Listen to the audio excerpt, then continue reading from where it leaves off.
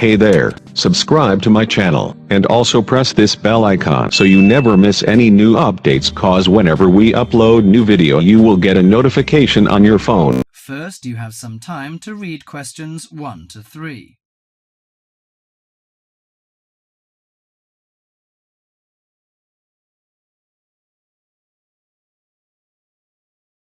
Now listen to the conversation and answer questions 1 to 3. Hi, sit down please. How can I help you? Thank you. I'm a student in the sociology faculty.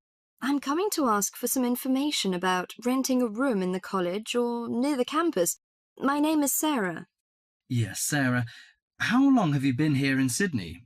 You are not new, I suppose. No, I'm in my second year. I came to Sydney 18 months ago from Korea. Where are you living now? I live with my aunt in my cousin's room. It's pretty nice to live with my relatives, but unfortunately my cousin has finished his term and is returning from Britain next week. I have to rent a room for myself. Yes, it sounds a little unfortunate, but I suppose it's a good chance for you to have a deeper understanding to real world. I hope so. Well, what sort of thing are you looking for? What we provide ranges from shared flat to homestay. And of course we have houses with gardens if you like. No, the house with a garden is obviously out of my price range. Shared flat is not bad, but I prefer a homestay. I enjoy the feeling of living with the family. When do you plan to begin the rent? Next week, you just said?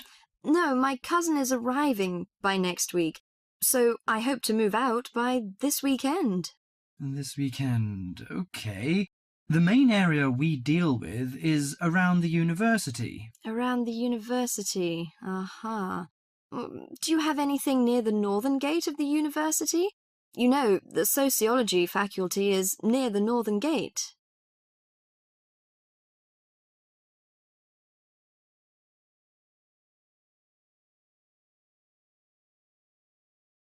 Before you hear the rest of the conversation, you have some time to look at questions 4 to 10.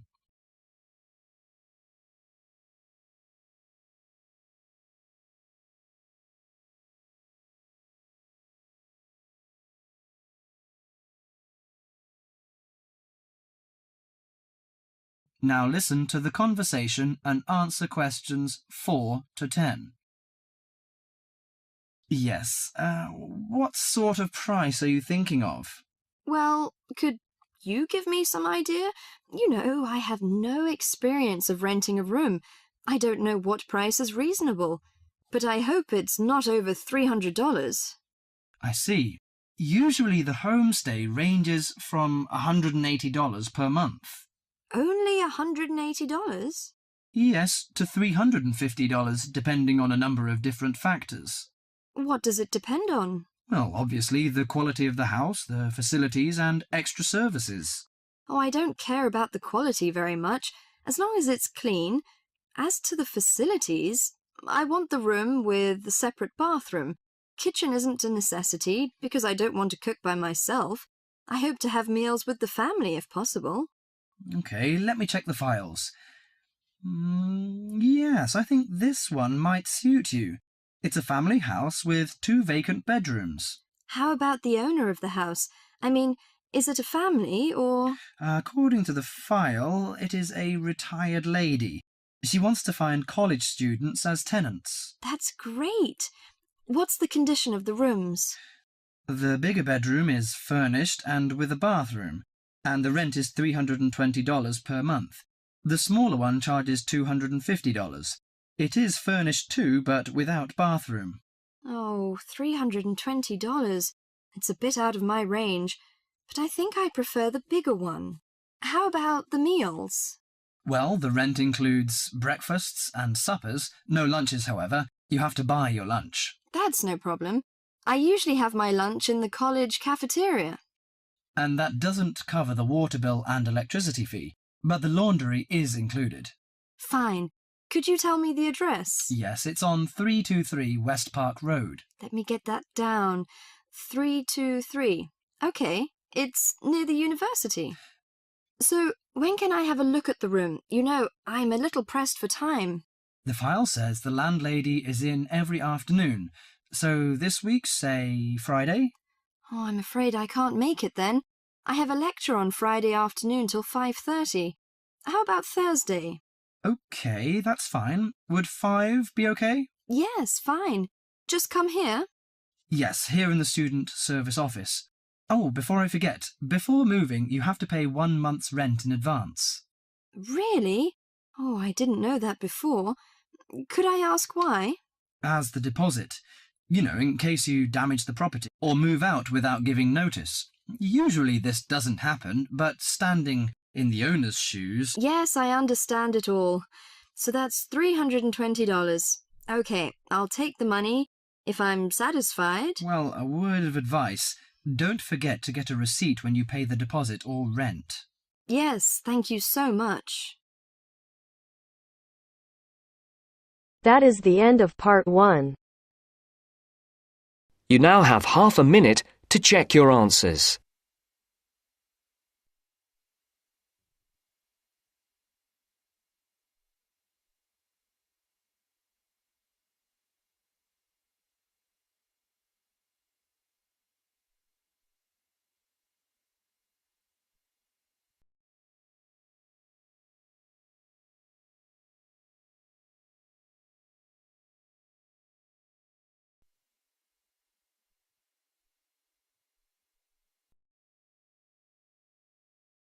Now turns to part 2.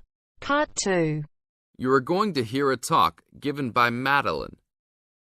She is going to introduce the recreational facilities on campus and in town.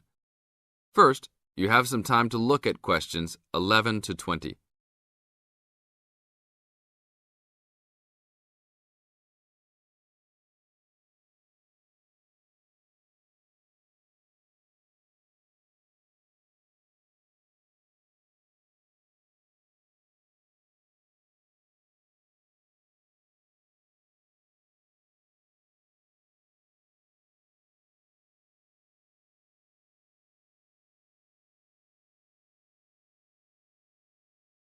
As you listen to the talk, answer questions 11 to 20.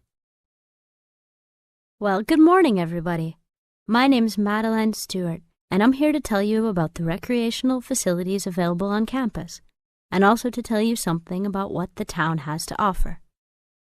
You may already know that your students' union membership also includes membership of the sports union, which provides a range of sporting and recreational facilities on campus, much the same as those in most British universities. The sports union has football, tennis, and cricket teams in local competitions. And really, most sports are catered for in some way on campus, even if they're just social matches. In the building itself, there are fitness classes and a full gym, including weights. The sports union can also provide cheap tickets to some major sporting events. And to keep you up to date with everything available, there's a weekly newsletter distributed around the campus. You should check this to find out the names and phone numbers of the contact people for each sport or activity you're interested in. Yes, did you have a question? Yes, apart from what you've just said, does the sports union offer individual help in any of its activities, for example, in getting fit and healthy? Yes, we do. The sports union has a fitness assessment clinic every Friday, staffed by the resident sports trainer, who can provide advice on the best program for you and refer you to various charts. I'm sure you all realize that for any medical assessment or health problem, you should go to the University Medical Service. The sports trainer can also advise you on a suitable training program using the weights. And now on to Ashbury. For a town of its size, Ashbury has some unusually good leisure and sporting facilities, most of which are near the center of town and easily reached by bus from this campus.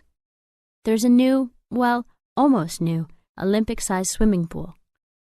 That's not quite in the central town area, but it's only a 5-minute walk from the bus stop. Above the pool, there's a high-tech fitness center that any of you more serious fitness lovers would need to check out. Then, in the center of town, there's a sporting complex called the Anderson Center, which contains squash courts and facilities for a number of other indoor sports, such as basketball. And just around the corner from the Anderson Center, in the main street there, is an indoor bowling alley. All of these facilities are listed in the weekly newsletter, so I encourage you all to look through it and... That is the end of part 2. You now have half a minute to check your answers.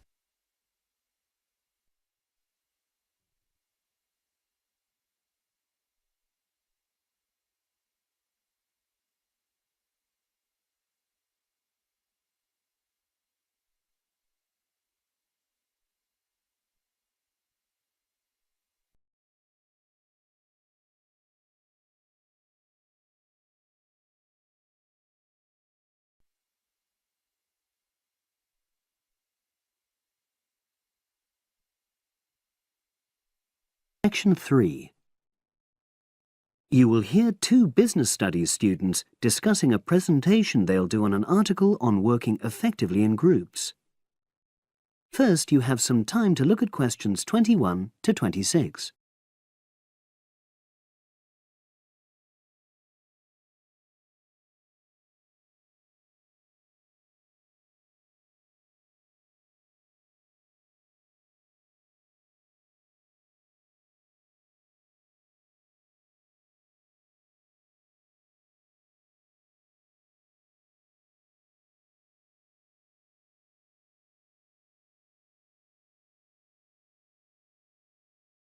Now listen and answer questions 21 to 26.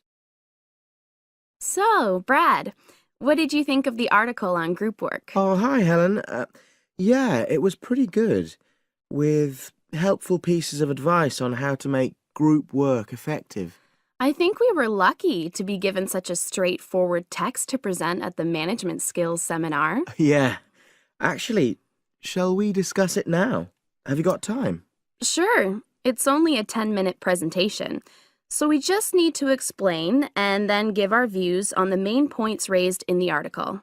I'll jot down some notes. Right. So, there are 3 main sections.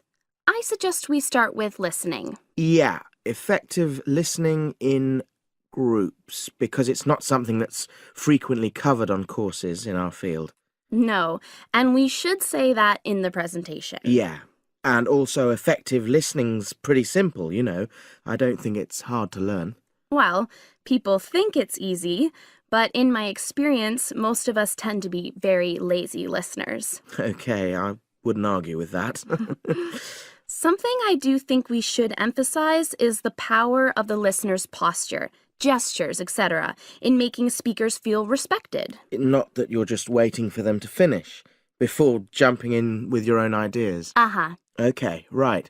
The next section is on goal setting. Let's make sure we're clear what the article says on this. Yeah. Well, firstly, it says that all group members must be given time to explain their own goals. That's it, yeah. And then, did it say that the whole group should agree on common goals? That's a bit too strong. It's more that everyone's agendas should be equally acceptable. But it does say that goals have to be realistic, you know... Achievable within a particular time? You've got it.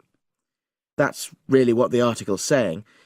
There isn't really any point in having ideals if group members know they won't come to anything within a reasonable period. So, I think a summary covering those points will be enough for that part of the presentation, don't you? Yeah.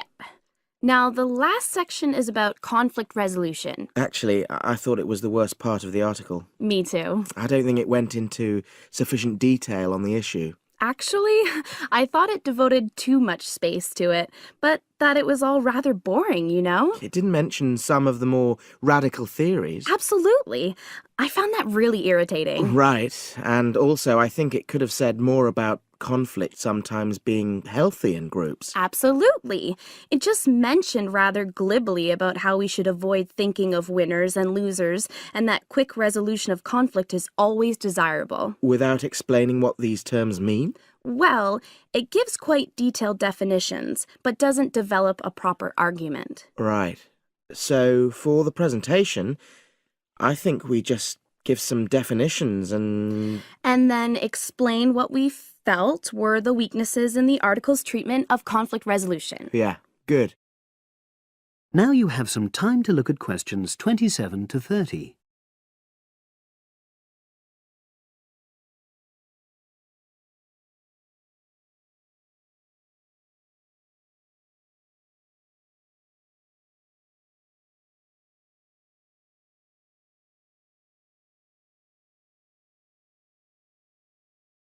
Now listen and answer questions 27 to 30. So, let's think about what we have to prepare for the actual presentation. Well, I suppose we'll use PowerPoint, but I'm hopeless at using it, especially if it has any visuals. I really have to look into doing a course on it because I know I'll need it in the future. Don't worry, I'm quite happy using PowerPoint and I'll put it together when everything else is ready. That's a relief. But yes, do that later. Okay. Now, I heard the tutor saying we have to include some well-chosen quotations from the article. I'm not sure if we do. I'll email him to find out. No need, I can just have a look at the specs he gave us when he set the task. That'll be quicker. But the tutor definitely said we have to prepare a handout to go with the talk. I'm not really sure how we do that. Sarah did one last year. Who's she? She's doing the same option as me in marketing. I'll ask her advice on what to include. Great.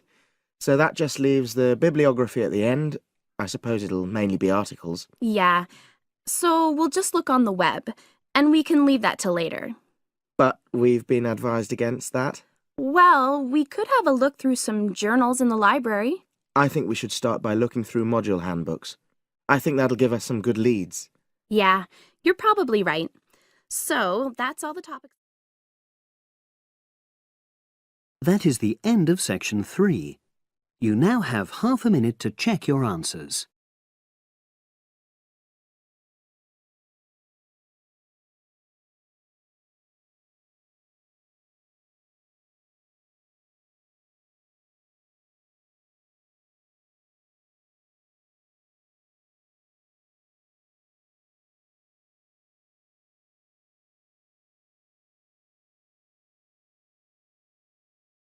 Now turns to part 4.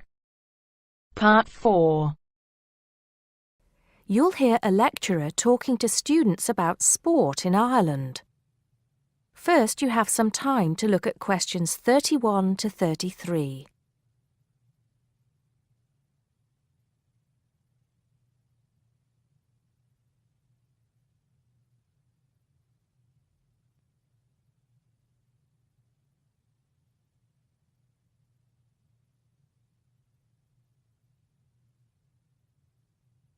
Now listen carefully and answer questions 31 to 33. Now, today we're going to be finding out about the most popular sports in the Emerald Isle. That's Ireland, of course. Can you guess what they are? Well, there are these two lesser-played games, a form of rounders and Gaelic handball. But we'll start with one which is perhaps over 3,000 years old. Arriving in Ireland with the Celts, some claim. That may be a slight exaggeration, but I consider it to be the fastest field game in the world, and it goes by the name of hurling. Well, that's what it's known as in the English-speaking world anyway. So, what do you have to do? You've got 15 players on a team, one of them the goalkeeper. Each one has a stick called a hurley. Here you are. I've brought mine along. Had it since I was at school. This is what it looks like, and basically you have to get this ball, called a sliotar, that's S-L-I-O-T-A-R, so it's not spelt the way it's pronounced. You hit it into the net for 3 points, or you can hit it over the net for 1 point. The goal looks like the letter H, with the net under the crossbar. The goalie has a bigger stick than the others to help keep the ball out. You can also catch the sliotar and run with it for 4 steps maximum, or bounce it on your stick. Is that clear to you all? I'll be showing you a video a bit later, so you can see what a game actually looks like. You might like to think of it as a mixture of lacrosse, hockey, and baseball. Oh, and it's played by women too, but it goes by the name of camogie in that case. Before you hear the rest of the talk, you have some time to look at questions 34 to 40.